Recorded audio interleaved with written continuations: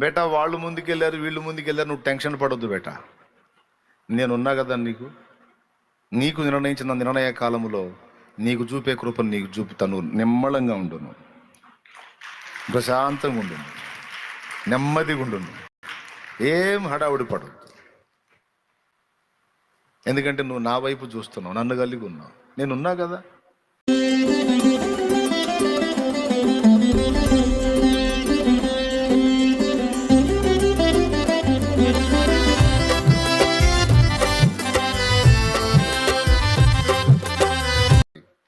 మొట్టమొదటిది దేవుని బట్టి భరోసాతో ధైర్యముగా ఉంటాడు. రెండవది దేవుడిచ్చిన జ్ఞానాన్ని బట్టి తను కలిగి ఉన్న కొంచెంలో కూడా చాలా తృప్తిగా సంతోషంగా బతుకుతాడు. బిర్యానీ లేదు, పచ్చడే ఉంది ఆ రోజు ఇంట్లో. దేవుడు వానికి ఇచ్చే జ్ఞానం ఎలా ఉంటుందో తెలుసా? తండ్రి ఈ పచ్చడి కూడా లేక పాపం కొంతమంది అల్లాడిపోతున్నారు, నాకు ఈ పచ్చడైన ఇచ్చావు, నీకు స్తోత్రం అని మైండ్ అటుపోయింది. దాన్ని బట్టి కృతజ్ఞతలు చెప్పి తింటాడు తృప్తిగా తిని అనుకుంటా వస్తాడు హాయిగా బయటికి.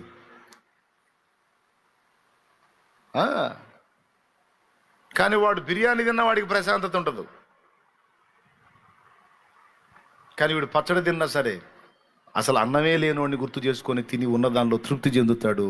వాడేమో బిర్యానీ తిన్నా కూడా వానికంటే బెటర్గా ఇంకొకటి తింటున్నాడే అని వాడిని చూసి ఏడుచుకుంటా తింటాడు. ఎంత తేడా ఉందో చూడండి.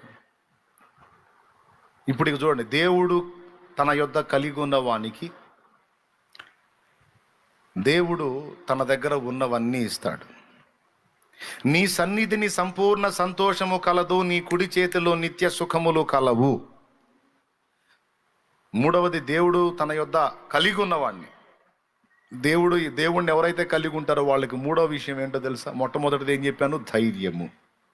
రెండవది సంతోషము. మూడవది ప్రశాంతత.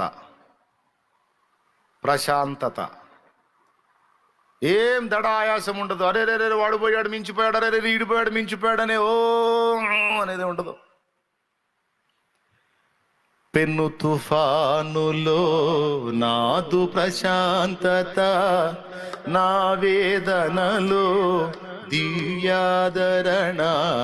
పెను తుఫానులో నాదు ప్రశాంతత, నా వేదనలో దివ్యాదరణ. అబ్బా ఎంత హాయిగా ఉంటాడో దేవుణ్ణి కలిగి ఉన్నాడు. ఎందుకంటే వీడు హడావుడి పడితే దేవుడు ఊరు కూడా ఏందిరా, వాడు పోయాడు వీడు పోయాడు ముందు పోయాడు అనేది గందరగోళం అవుతున్నాయిరా.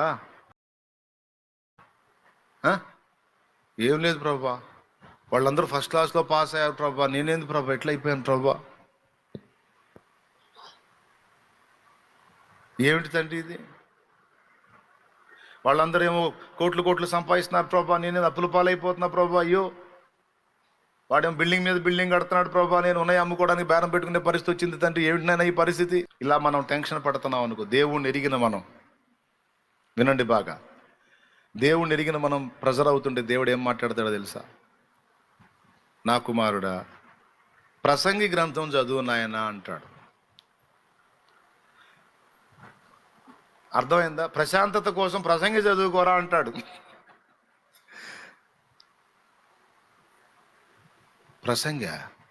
ప్రసంగిలో విరక్తి కదా వచ్చేది, ప్రశాంతత తేడా వచ్చింది. అయినా చూడండి ఒకసారి చూద్దాం. ప్రసంగి చదివితే విరక్తి కదా వచ్చేది. కాదు 9వ అధ్యాయము 11వ వచనం చదువు. మరియు నేను ఆలోచింపగా సూర్యుని క్రింద జరుగుచున్నది నాకు తెలియబడెను, వడిగలవారు పరుగులో గెలవరు. అది విషయం. ఒరే ఒరే ఒరే వాడు వడిగా పరిగెత్తుతున్నాడు, పానే పోయాడు అంటున్నావు, వాడు గెలవడు కూర్చోరాను. అరే ఆడా బాగా పరిగెత్తగలవాడు వడిగలవాడు వాడు అవుతాడు అనుకున్నావా?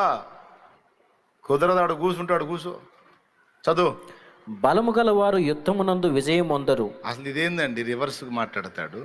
పరుగులో గెలవాలంటే ఒడిగా పరిగెత్తేవాడే గెలుస్తాడు, బలం గలవాడే యుద్ధంలో గెలుస్తాడు, జ్ఞానం గలవాడికి అన్నం దొరికిద్ది, బుద్ధిమంతుల వల్ల ఐశ్వర్యం కలిగిద్ది, తెలివి గలవాడికి అనుగ్రహం దొరికిద్ది. వాస్తవంగా రీజన్ అయితే రాజుగారి అనుగ్రహం దొరకాలంటే ఏం కావాలి? వాడికి తెలివి కావాలి. తెలివి గలవాడు ఎక్కడ ఉంటాడు? రాజుగారి దగ్గర ఉంటాడు. ఎందుకు? రాజుగారు సోదోళ్ళని పెట్టుకోడు, వాడి దగ్గర తెలివి గల వాళ్ళని పెట్టుకుంటాడు, చురుకైన వాళ్ళని పెట్టుకుంటాడు. కానీ ఇక్కడ రివర్స్ మాట్లాడుతున్నాడు. అందుకే ప్రసంగం అండర్లైన్ చేసుకుంటా వచ్చినాం. నేను నంబర్ 1 సోదోడిని, సోద్దాన్ని అన్నోళ్ళు చేతులు ఎత్తండి అన్న. నా దగ్గర కూడా తిక్కలతనం ఉందన్నాడు. అంటే నేను మొరట భాష సోద్దాన్ని అంటే అర్థం ఏంటంటే తిక్కల మైండ్ అని. చేతులు ఎత్తండి మరి. నేను తిక్కలోనని చెప్పడమే కదన్న, మా ఇంట్లో మొత్తం అనేది అదే. నన్ను ఇంత తిక్కలదానివి ఎట్లా బతుకుతావు, ఇంత తిక్కలోడి ఎట్లా బతుకుతావు అనిపించుకున్నావా లేదా? నన్ను ఆ సర్టిఫికెట్ అయితే మనకుంది కదా, దేవునికి స్తోత్రం కలుగునుగా. ఇప్పుడు కూడా అప్పుడప్పుడు అనిపించుకుంటా ఉన్నాం కదా. రైట్. ఒక మాట చెప్తా, ఇక్కడ చదువు. మరి అట్లయితే తిక్కలోళ్ళు బతకటం కష్టం, జ్ఞానులు బతకటం ఈజీ. కానీ ఇక్కడ చూడు, జ్ఞానము గలవానికి అన్నము దొరకదన్నాడు. వడి గలవారు పరుగులో గెలవరు, బలము గలవాడు యుద్ధములో గెలవడు. అంత రివర్స్ మాట్లాడుతున్నాడు. ఇవన్నీ దేవుని కలిగి ఉన్నవాడు ఎరుగుంటాడు కాబట్టి ఎవడు పరిగెత్తి ముందుకు పోయినా దడ ఆయాసం పెంచుకోడు. దేవునికి స్తోత్రం. 2009వ సంవత్సరంలో కొంతమంది నాతో మాట్లాడారు, నువ్వు కూడా శుభ్రంగా శుభవార్త ఆరాధనలోనూ చెప్పొచ్చుగా, శుభవార్తలోనూ ఆరాధనలోనూ చెప్పొచ్చు కదా, ఏమండి స్లాట్కు ఒక 10 ఏళ్ళు కట్టుకొని దేవుని వాక్యం చెప్పొచ్చు కదా అన్నాడు. నేను ప్రార్థన చేశా, దేవుడు సైలెంట్ అన్నాడు, సైలెన్స్ అన్నాడు. ఓకే ప్రభువా. వాళ్ళని వీళ్ళని చూసి వాళ్ళలాగా వీళ్ళలాగా ఏదో అయిపోవాలి, ఏదో కావాలని అనుకోవద్దు బేటా. ప్రతి దానికి ఒక సమయము గలదు. నీ సమయం వచ్చినప్పుడు నేను సహా నిన్ను వాడుకుంటా. ఇప్పుడు వాడబడుతున్న వాళ్ళు వాడబడని, నీకు నిర్ణయించిన నిర్ణయ కాలం ముందు నిన్ను సహా వాడుకుంటా.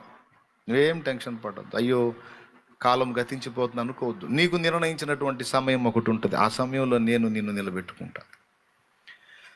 పరిగెత్తుతున్న వారిని చూసి నువ్వేం హడావుడి పడొద్దు, గందరగోళం కావద్దు. వస్త్రములు ప్రోత్సాహం కోసం చెప్తున్నాను నేను. కొంతమంది వెనకబడ్డామని ఫీల్ అవుతుంటారు కదా జీవితంలో, కొన్ని పరిస్థితులను చూసుకొని. నీకంటే ఒకడు వెనకోడు ముందుకెళ్ళిపోయాడు, నువ్వు వెనకబడ్డావు, ఫీల్ అవుతూ ఉంటావు. వాడు ఎందుకు అట్లా వెళ్ళిపోతున్నాను, నేనేంది ఇట్లా అయిపోతున్నాను. నువ్వేం టెన్షన్ పడాల్సిన అవసరం లేదు. నీ టైం ఒకటి ఉంటుంది, దేవుడు నీ తల ఎత్తే టైం ఒకటి ఉంటుంది, దేవుడు నిన్ను వాడుకునే టైం ఒకటి ఉంటుంది, నిన్ను ఆశీర్వదించే టైం ఒకటి ఉంటుంది. ఎందుకంటే ఎప్పుడు ఎవరిని ఎక్కడ ఎలా బ్లెస్ చేయాలో, ఆశీర్వదించాలో, వర్ధిల్లా చేయాలో, ఎప్పుడు ఎక్కడ ఎవరికి ఏ సహాయం ఎలా అందేటట్టు చేయాలో నా తండ్రికి బాగా తెలుసు. అందుకే ఆయన ఉంటాడు, మనకు తోడై ఉంటాడు కదా. మనం దడపడతంటే దడపడనీడు. ప్రవ్వా అంతా వెళ్ళిపోతున్నారు ప్రభా, వెళ్ళిపోతున్నారు ప్రభు, ఎక్కడికి పోయేది, ఎక్కడికి పోయేది, పోని పరిగెత్తుని. వడిగా పరిగెత్తు వారు పరుగు పందెమందు గెలవరు అంటాడు. బలము గలవాడు యుద్ధంలో గెలవడు, జ్ఞానము గలవానికి అన్నం దొరకదు. మరి ఎలా అంటే కింద చెప్తాడు, అదృష్టవశమున కాలవశమున మాత్రమే వారికి అవి దొరుకుతున్నవన్నాడు. అదృష్టము అన్నా కాలం అన్నా యేసయ్యే. దేవునికి స్తోత్రం కలుగును గాక. అదృష్టం అంటే ఎవరో తెలుసా? యేసయ్యే. కాలము = అదృష్టం, రెండు ఒకటే. ఈ రెండు కలిపి యేసయ్య. ఆయన నీ దగ్గర ఉన్నాడు, ఆయన నా దగ్గర ఉన్నాడు.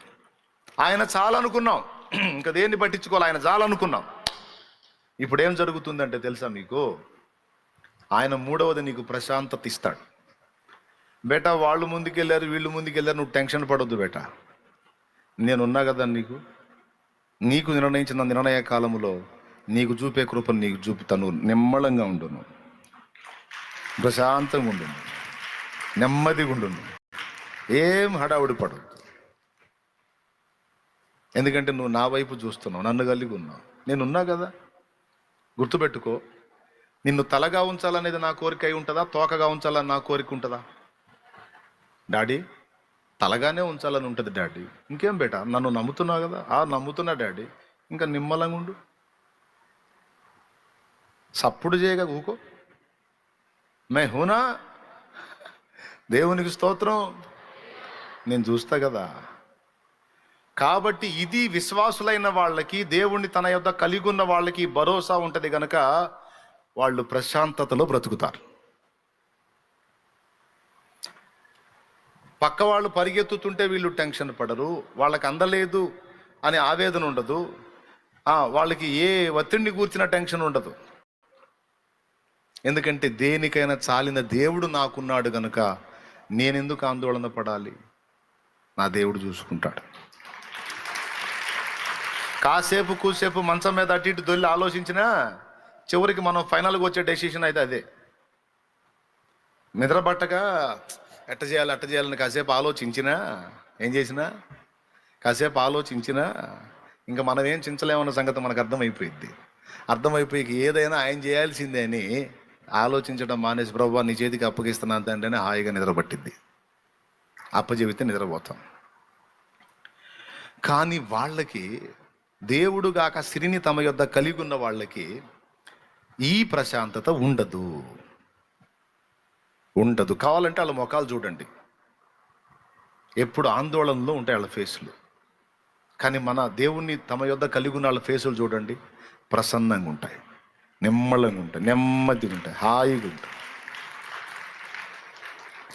ఒకవేళ దేవుణ్ణి ఎరిగుండి కూడా నువ్వు ఆ ప్రశాంతతలో ఉండట్లేదు అంటే నువ్వు దేవుణ్ణి కలిగి లేవు, లేదా దేవుడు నీతో ఉన్నాడన్న విశ్వాసం నీకు లేదు. తగిన కాలం ముందు తప్పక సహాయపడతాడన్న నిశ్చయిత నీకు లేదు కనుకనే ఆందోళనలో బతుకుతున్నావు. అది ఉందనుకో, రిలాక్స్, అంతే. ఇక నీ ముఖం వికారం ఉండదు. ఎప్పుడన్నా చూడు కళలాడుతూ ఉంటావు నువ్వు, ఎదుటోళ్ళు చూసి కుళ్ళుకోవాల్సిందే నిన్ను.